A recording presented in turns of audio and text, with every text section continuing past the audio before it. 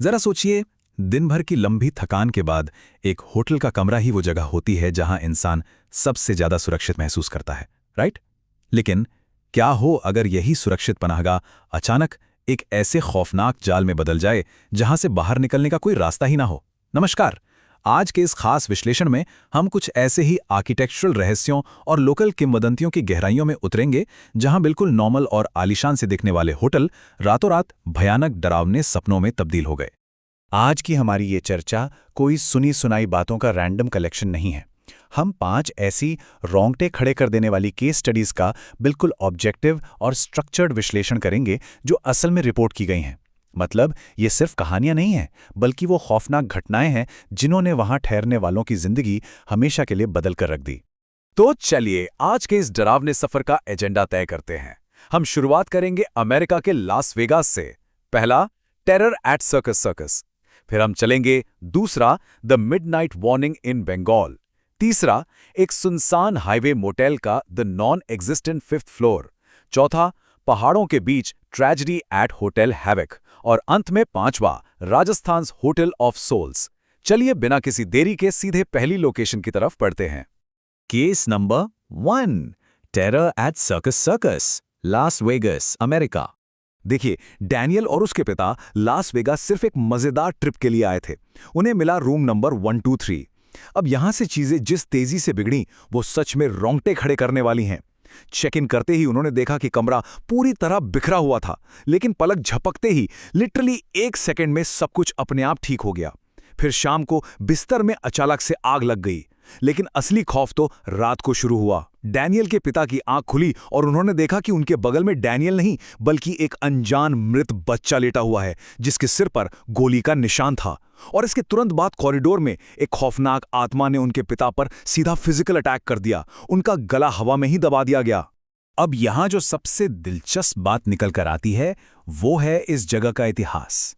दरअसल वो हमला करने वाली आत्मा कोई और नहीं बल्कि द लॉन्ग आर्म्ड वुमन थी। लोकल कथाओं के मुताबिक ये एक सर्कस परफॉर्मर थी। उसे और उसके बेटे को कुछ गुंडों ने बड़ी बेदर्दी से मार डाला था।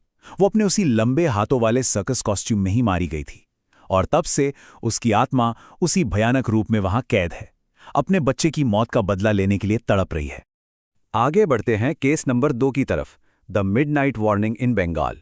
एक इंडस्ट्रियल टाउन की कहानी। हुआ कुछ यूं कि एक फैक्ट्री इंस्पेक्टर को देर रात एक होटल के 6th फ्लोर पे कमरा मिला। रिसेप्शनिस्ट ने कमरा तो दिया, लेकिन एक बहुत ही अजीब और सख्त वार्निंग के साथ। तो उसने कहा, रात 12 बजे के बाद अपना दरवाज़ा बिल्कुल मत खोलिएगा। अब देखिए, जब भी ऐसी खास चेतावनियां दी जाती हैं ना, तो वो सिर्फ कोई इत्तेफाक नहीं होता, वो उस जगह के किसी बहुत भयानक नियम को स्थापित कर रही होती हैं। और फिर वही हुआ जिसका डर था। वो नियम टूट गया। ठीक रात के 1:30 बजे इंस्पेक्टर गहरी नींद में था, तभी दरवाजे पर दस्तक हुई। उसने टाइम पर ध्यान नहीं दिया और दरवाज़ा खोल दिया। सामने एक आदमी खड़ा था, चेहरे पर सफ़ेद शॉल, हाथ में पानी की बोतल। लेकिन जैसे ही उस आदमी के चेहरे से शॉल हटी, सामने जो था उसे देखकर किसी का भी खून सूख जाए। ये जो स्लाइड हम देख रहे हैं, ये साफ दिखाती है कि कैसे भूतकाल वर्तमान से जुड़ता है। एक तरफ वो भयानक दृश्य, एक ऐसी आकृति जिसकी आंखें ही नहीं थी, खोपड़ी ऊपर से पूरी खुली हुई थी और चेहरा बुरी तरह जला हुआ था। और दूसरी तरफ उस 6th फ्लोर का खौफनाक इतिहास, जहां सालों पहले ठीक रात 12 बजे के बाद किसी ने खुद को जलाकर आत्महत्या कर ली थी। वो जला हुआ चेहरा उसी दर्दनाक इतिहास का एक जीता जागता खौफनाक सबूत था। अब आते हैं हमारे तीसरे केस पर, the non existent 5th floor. Location है एक सुनसान हाईवे मोटेल। भारी बारिश और तूफान।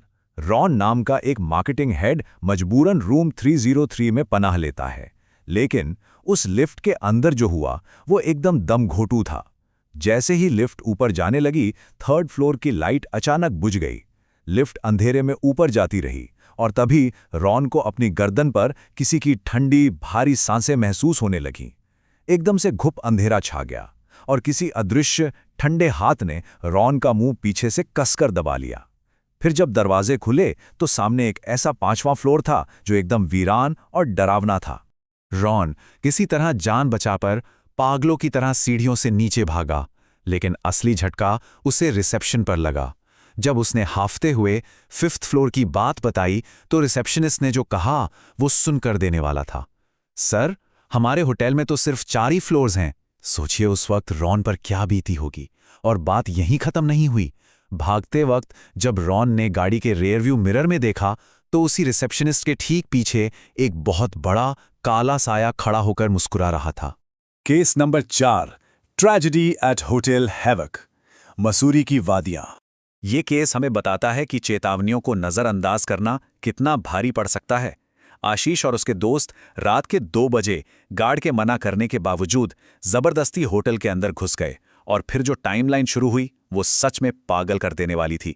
2:15 बजे उनकी दोस्त नेहा अचानक गायब हो गई। 2:30 बजे वो एक कमरे में सीलिंग फैन से लटकी हुई मिली। मदद के लिए जब गार्ड को बुलाया गया तो ठीक 2:40 पर उनके सामने ही उस गार्ड की गर्दन पूरी तरह घूमी और सिर धड़ से अलग होकर नीचे गिर गया।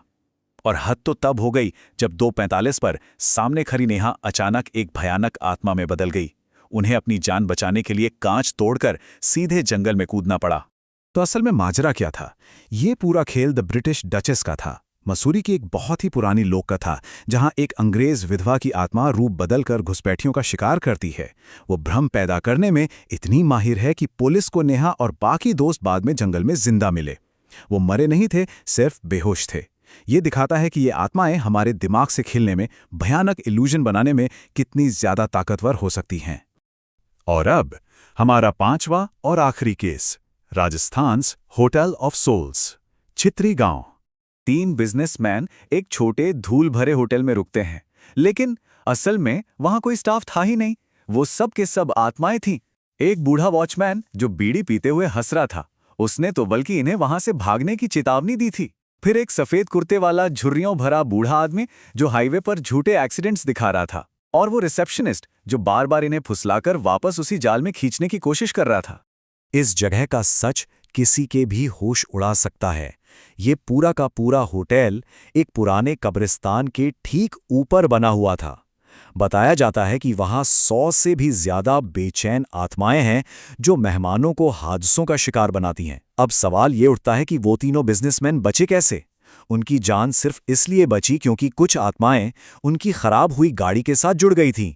मतलब एक तरह से उस गाड़ी ने ही उनकी जान की कीमत चुकाई थी। आइए देखते हैं कि ये कहानी अपने चरम पर कैसे पहुंचती है। एक तरफ लग रहा था कि ये थके हुए यात्रियों के लिए एक सस्ता नॉर्मल होटल है, लेकिन असलियत में ये एक ऐसा बिछाया हुआ जाल था जिसका हर एक कर्मचारी मरा हुआ था। इस बात का सबसे भयानक सबूत तब मिला जब वो तीनों हाईवे पर गाड़ी भगा रहे थे।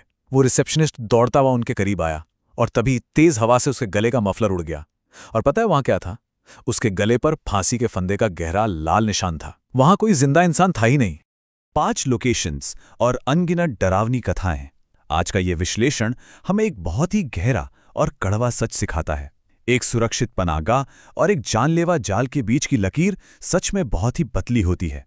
जब कोई किसी अनजान जगह पर होता है तो नहीं पता होता कि उस जमीन के नीचे या उन दीवारों में कौन सा खौफनाक इतिहास दफन है।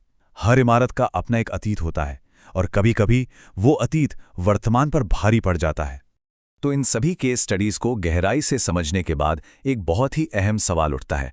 सोचिए, अगली बार जब कोई रिसेप्शनिस्ट कमरा देते हुए कहे कि आधी रात के बाद दरवाजा मत खोलना, तो क्या वो दरवाजा सच में बंद रहेगा? इस रोंगटे खड़े कर देने वाले विचार के साथ हम आज का ये विश्लेषण यहीं खत्म करते हैं। उम्मीद है कि आज की इस चर्चा से एक बिल्कुल नया और सतर्क नजरिया मिला होगा। ऐसे ही और दिलचस्प विश्लेषणों के लिए हमारे साथ बने रहिए, क्योंकि कौन जानता है अगली बार किस नए रहस्य से पर्दा उठे।